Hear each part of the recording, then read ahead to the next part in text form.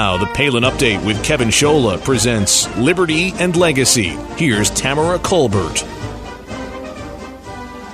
This week we saw angels and a devil on full display in Charleston, South Carolina. My heart aches for the family members grieving as a result of this cowardice act of a mentally ill and evil young man.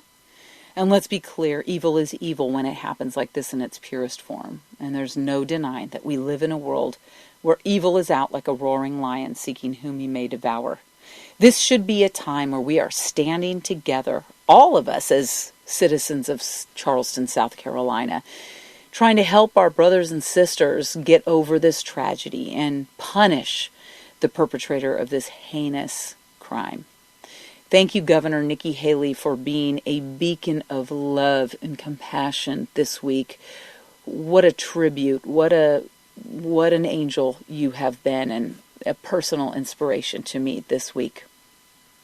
I want to say that what has been the most disheartening is our purveyors, our parasites of divide in our nation, who have used this senseless and evil tragedy to spew their hatred of conservatives and common sense Americans. It's heinous. It's ridiculous. Barely the events of this week have begun to sink in, and what have we got? The purveyors of divide getting in front of every microphone, camera, and internet blog to continue the division. I'm just not okay with this, and I hope you're not either. Democrats are desperate to divide America on every front, whether it's religion or race or gender or our rights. God, anything they can gravitate to try to put it out there. It's almost a maniacal contempt from leadership towards anything true and good. Let's be clear. This is really unprecedented, unwarranted, and it's ugly.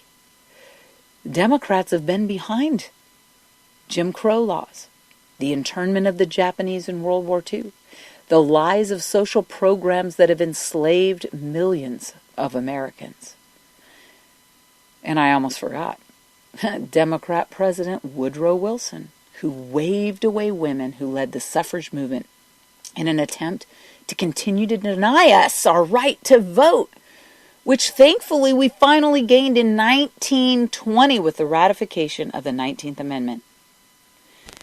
So here we now have, we're at a crossroads, we're coming to it. 2016 may be our last opportunity. There are a lot of conservative candidates, but there's also a lot of not so conservative candidates. And of course the mainstream media and progressives are doing everything they can to demonize and destroy as many of them as possible along the way. I believe, though, we will find a candidate we can galvanize behind in order to stand together for American values, the Constitution, fair laws, and proud traditions that have made our country strong over and over. I believe that together we will not just defeat the parasites of divide, but reject this fraud and the hatred they are laying out for us to entrap us, to ensnare us. Oh yes, I believe we will make America great again. The people are awake. We are going to remember in 2016 the disgusting and despicable ways that we have been marginalized and made fun of and bullied. And I'm tired of it. My family and I decided this week that no matter what, we will get behind whoever is the right candidate, except for Jeb Bush. Gotta say, I can't do that. But we will get behind. We will make phone calls. We will walk precincts. We will do everything in our power to stand together to reclaim and rebalance the power that's been lost, thanks to all these backroom deals and the burglary of our constitutional rights, our money, our fiscal responsibility, and the freedoms that we have traditionally upheld in our nation. These folks are going to be held accountable to their actions, and I believe it will be those of us voting in 2016 who will do that. This day of reckoning is coming for all of them. We are awake, we are educated, and we are paying attention, and that day of reckoning can't come soon enough. This week, South Carolina, my thoughts and prayers, my family's thoughts and prayers are with you in Charleston. We are lifting you up. our brothers and our sisters as Americans. For Mama Grizzly Radio, I'm Tamara Colbert. Tamara Colbert in Texas. Tune in for more Liberty and Legacy next week. And to learn about Convention of States, head to conventionofstates.com. Now our weekly commentary, Steel Resolve. Here's Sarah Steelman. Thanks, Kevin. This week, President Obama's response to the tragic event in Charleston was disheartening. Once again, unfortunately, he had the opportunity to bring the nation together. Instead, he used the bully pulpit to lecture all of us about how this only happens in America. Contrast his lecturing tone to that of Governor Nikki Haley. Governor Haley's heartfelt response was authentic and empathetic. You could tell she was truly heartbroken for the families. This is not to say that President Obama was not heartbroken, but why doesn't he just show us?